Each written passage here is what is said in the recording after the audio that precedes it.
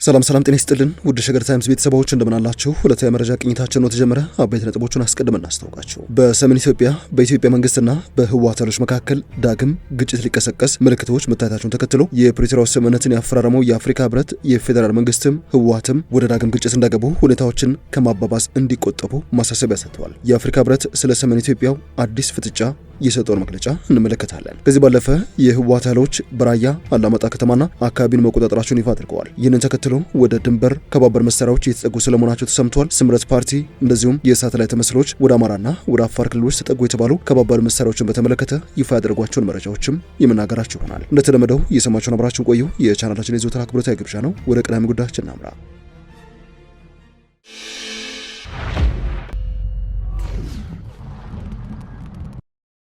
በአዝነው ሳምንት ያለፉት ቀናት በኢትዮጵያ መንግስትና በህወሓት መካከል ዳግም ግጭት ሊቀሰቀስ ምልክቶች መታየታቸውን ተከትሎ የአፍሪካ ህብረት ሁለቱም ኃይሎች ሁኔታዎችን ከማባባስ እንዲቆጠቡ ይፋ አድርገዋል። የሰሜን ኢትዮጵያውን ለ2 ዓመት የዘለቀ ጦርነት በፕሪቶሪያው ስምምነት እንዲቋጭ ያደረገው የድርድሩ መሪ አፍሪካ ህብረት የፌዴራል መንግስትም ሆነ ህወሓት የሰሜን ኢትዮጵያን ዳግም ወደ ጦርነትና ቀውስ እንዲጋለጥ ከሚያደርጉ እንቅስቃሴዎች መታቀብ አለባቸው ሲል ነው ማሳሰቢያ ያሰጠው። የአፍሪካ ህብረት ኮሚሽን ሊቀመንበር መሐመድ አሊ ዩሱፍ የፌዴራል መንግስትና የህዝባዊ ወያኔ ሓርነት ትግራይ ህወሓት በሰሜን ኢትዮጵያ ያለውን ሁኔታ ላለመባባስ በከፍተኛ መጠን እንዲታቀብ ነው ጥያቄ ያቀረቡት። በትግራይ ክልል አካባቢዎች የተስተዋሉ ያሉት ሰሞነኛ ክስተቶች እጅግ እንዳሳሰቧቸው ሊቀመንበሩ በመግለጫቸው ጠቁመዋል። የህብረቱ ሊቀመንበር መሐመድ አሊ ዩሱፍ ይህንን ያሉት የዳግመኛ ግጭት ስጋት እያየለ የመጣበትን የፌዴራል መንግስትና የትግራይ ኃይሎች መካረርን አስመልክተው በዛሬው ዕለት ባወጡት መግለጫ ነው። መቃቀር ውስጥ የሰነበቱት ሁለቱ አካላት ባለፉት ቀናት የትግራይና አማራ ክልሎች አዋሳኝ በሆኑት ጠለምት አካባቢ ግጭት ውስጥ መግባታቸው ተዘግበዋል። የአፍሪካ ህብረት ኮሚሽን ሊቀመንበር መሐመድ አሊ ዩሱፍ በትግራይ ክልል ክፍሎች የተከናወነ ያለውን ሁኔታ በቅርበት የተከታተሉት እንደሆነም አልደበቁም። ህብረቱ ያወጣው መግለጫ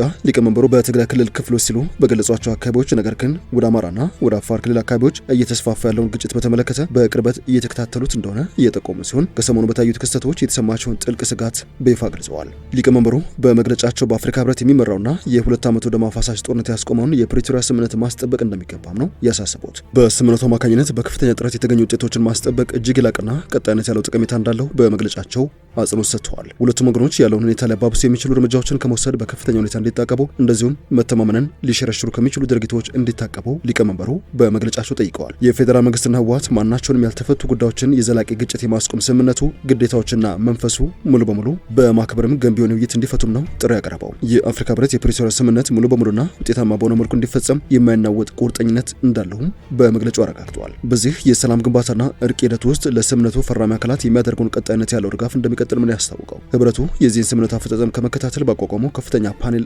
አማካኝነትም በሁለቱ ወገኖች መካከል የሚደረግ ንግግር፣ ትብብርና የመተማመን ግንባታ ሂደትን ለማጠናከር ዝግጁ ስለመሆኑ አመላክተዋል። ይህንን የሚያደርገው በትግራይ ክልል ዘላቂ ሰላምና መረጋጋት እንዲሰፍን ለማድረግ ለሚደረገው ጥረት ባለው ድጋፍም እንደሆነ ነው የገለጸው። የአፍሪካ ህብረት በትግራይ ውስጥ ለ2 ዓመታት የተካሄደውን ደም አፋሳሽ ጦርነት ያስቆመውን በፌዴራል መንግስቱና በህወሓት መካከል የተደረሰውን የፕሪቶሪያ ስምምነት ያደራደረ ዋነኛው አካል እንደሆነ የሚታወቅ ነው። ከዚሁ ጋር በተያያዘ ህወሓት ወደ አማራና ወደ አፋር ክልል ከባባድ መሳሪያዎችን እያስጠጋ ስለመሆኑ በአቶ ጌታቸው ረዳ የሚመራው ስምረት ፓርቲ አስታውቋል። ስምረት ፓርቲ ኋላ ቀር ቡድን ከባድ መሳሪያዎችን ወደ አማራና ወደ አፋር ክልሎች እያስጠጋ ነው ሲል ባወጣው መግለጫ የአፋር ክልልና ጎንደርን የሚያካልል መጠነ ሰፊ ጥቃት ለማካሄድ የሚያደርገውን ዝግጅት ጨርሶ ተኩስ ከፍቷል ሲል ነው ይህ ወነጀለው። የህወሓት ቡድን ከባድ መሳሪያዎችን ከቀበረበትና ከደበቀበት በማውጣት ወደ አማራና ወደ አፋር ክልሎች እያስጠጋ ነው፣ የፕሪቶሪያን ስምምነትም በይፋ አፍርሶታል ሲል ነው የከሰሰው። ይህ ተቃዋሚ ፓርቲ በአካባቢ ለተካሄደው ወታደራዊ እንቅስቃሴ ተጠያቂ ያደረገው ኋላ ቀርና የወንጀል ቡድን ሲል የጠራውን አካል ነው። የፓርቲው ፕሬዝዳንት የሆኑት ጌታቸው ረዳ ከዚህ ቀደም ባደረጓቸው ንግግሮች አጋሮቻቸው የነበሩትን የህወሓት አመራሮች በዚህ ስያሜ ሲጠሯቸው እንደነበረ የሚታወስ ነው። ስምረት በዚህ መግለጫው ይህ ቡድን የፕሪቶሪያውን ሰላም ስምምነት በመጣስ የህዝባችን ደህንነት ወደ አደጋ የሚከት የጦርነት ዘመቻ ጀምሯል ብለዋል። ቡድኑ ይህንን እያደረገ ያለው የግዛት አንድነትና የተፈናቃዮችን ጉዳይ በምክንያትና በሽፋንነት በማንሳት እንደሆነ በመጥቀስም ወቅሰዋል። ከዚህ ውጪ ይህ ቡድን ከሻዕቢያ የተሰጠውን ተልዕኮ በመቀበል ለትግራይ ግዛት አንድነት ምንም ትርጉም የሌለው እስከ አፋር ክልልና ጎንደር የሚያካልል መጠነ ሰፊ ጥቃት ለማካሄድ ዝግጅቱን ጨርሶ ለህዝብ በቅጡ ሳይናገር የኃይል እንቅስቃሴና ተኩስ እያደረገ ይገኛል ባይ ነው። ቀደም ብሎ የቀበራቸውና የደበቃቸው ከባድ መሳሪያዎችን ከቀበረበትና ከደበቀበት በመውጣት ወደ አማራና ወደ አፋር ክልሎች እያስጠጋ ይገኛል ሲል ከሷል ስምረት ፓርቲ። ይህ ወታደራዊ እንቅስቃሴ እየተከናወነ ያለው ህግና ስርዓትን በመርገጥ እንደዚሁም የፕሪቶሪያን ውል ሙሉ በሙሉ በማፍረስ እንደሆነም በመግለጫ ያሰፈረው ስምረት ፓርቲ ቡድኑ ይህንን የዘፈቀደ ጦርነት እየመራ ያለው ከሻዕቢያ ስርዓት ጋር ተሰልፎ ነው ሲልም እንደነበረም በይፋ ወንጅሏል። በዚህ ሳምንት በጠለምት አቅጣጫ የጀመረውን ጦርነት አጫሪነት የድሃ ልጆች የሆኑት ወጣቶች የጥይት ራት አድርጎ ታሪክ ይቅር የማያለው ስህተት ሲፈጽም ቆይቷል ሲልም በአማራና በትግራይ አዋሳኝ አካባቢዎች ወታደራዊ እንቅስቃሴ እንደነበረም በይፋ አመላክቷል። ለመሆኑ ህወሓት ወደ አማራና ወደ አፋር ክልሎች ለሚያደርገው ወታደራዊ ዘመቻ ያዋቀሩ አስተላለፍ ምን ይመስላል? በእነዚህ ሁለት ክልሎች የተፈጠሩ የህወሓት የጦር ግንባሮችስ ምን ይመስላሉ? በይፋ የተጋለጡ መረጃዎችን እንደሚከተለው እናገራችሁ።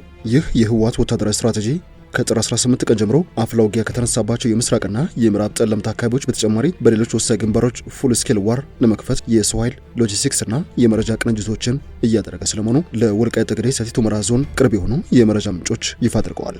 በጠለምት ቀጠናዎች እስካሁን በታወቀ መረጃ 3 አርሚ እንዳስገባ የተነገረ ሲሆን ከነዚህ መካከል አርሚ 11፣ አርሚ 13 እና 35 ቁጥሩ ከዚህም ሊበልጥ የሚችል ወታደራዊ ኃይል አስገብቷል ነው የተባለው። በዚህ መሰረት ከዋልድባ መድኃኔዓለም ቤተክርስቲያን ታችኛውን ክፍል የወልቃይት አናትና የጠገዴ መሻገሪያ የአርማደጋ ወሳኝ በር በትላንትናው ዕለት መያዛቸው ተሰምቷል።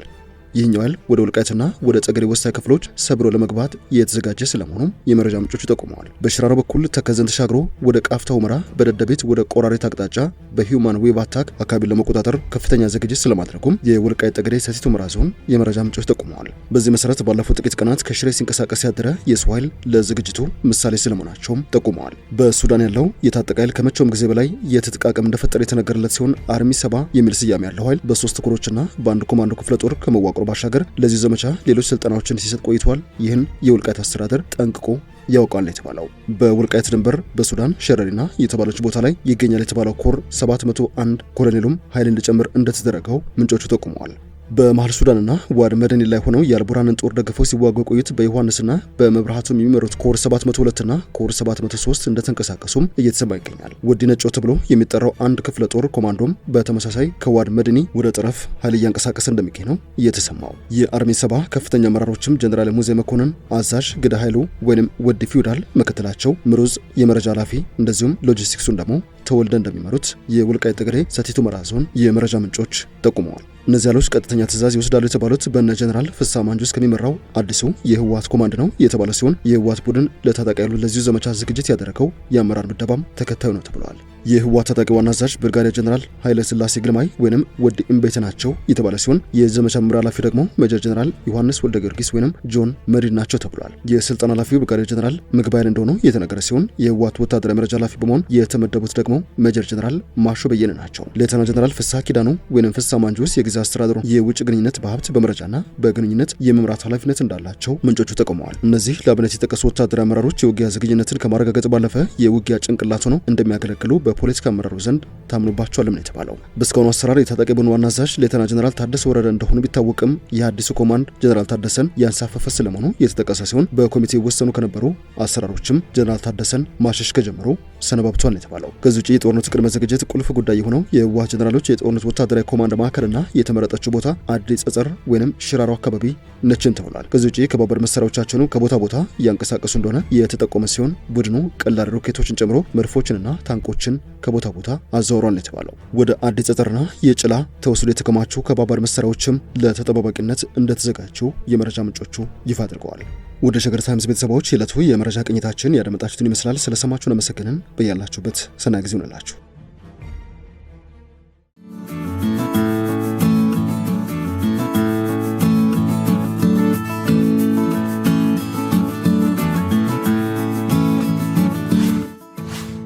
ሸገር ታይምስ ሚዲያን ሰብስክራይብ በማድረግና ደወሉን በመጫን ይከተሉን።